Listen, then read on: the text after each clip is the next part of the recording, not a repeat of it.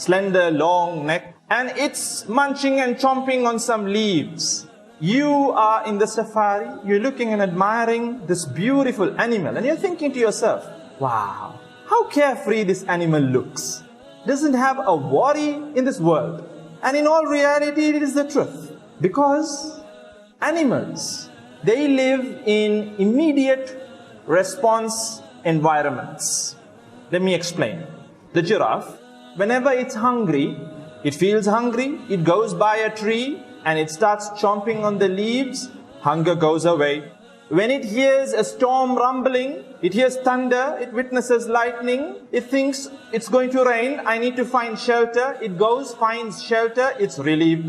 When it spots a predator, an animal that's looking to hunt it immediately, the flight or fight signals, fire in its brain, it runs for safety, and once it's safe, alhamdulillah. So immediate response environments. But we human beings, we live in delayed response environments. Today you're studying, you're not going to see the results immediately. You need to get your degree and you still don't know once you get your degree as to whether you would get a job. And even if you get a job, you don't know as to whether you'll be happy doing that particular job. And you don't know as to whether you'll be paid well. You don't know how life will turn out to be. You don't know as to whether you'll buy yourself a house. You don't know as to whether you can afford the vehicle that you're running in right now. You don't know as to whether your business will run smoothly in this particular government or the next particular government.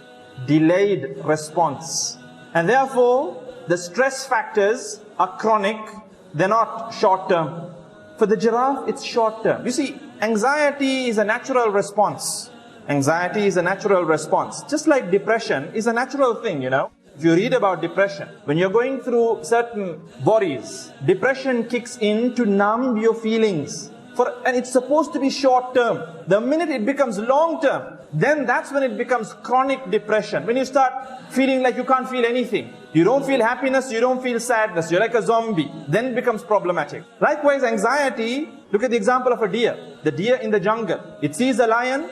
Anxiety kicks in and you see the deer bolting and running away. It's startled and it runs away. You might have seen it in BBC documentaries and whatnot. But once the deer moves out of the radius, the perimeter, where the lion is going to attack, what do you notice the deer doing after that? Do you see the deer all stressed up and sitting in a corner, heart beating away, dub, dub, dub, dub, dub. Lion is going to eat me, lion is going to eat me, lion is going to eat me. No. The deer goes to a corner and starts to graze like normal and it goes on with its life. It doesn't have, chronic anxiety where it's constantly on pins and needles. The next time it spots another predator, again it runs. It goes to a safe haven. It goes back to its calm state. And this is how we're supposed to be. But we aren't that. We are constantly filled with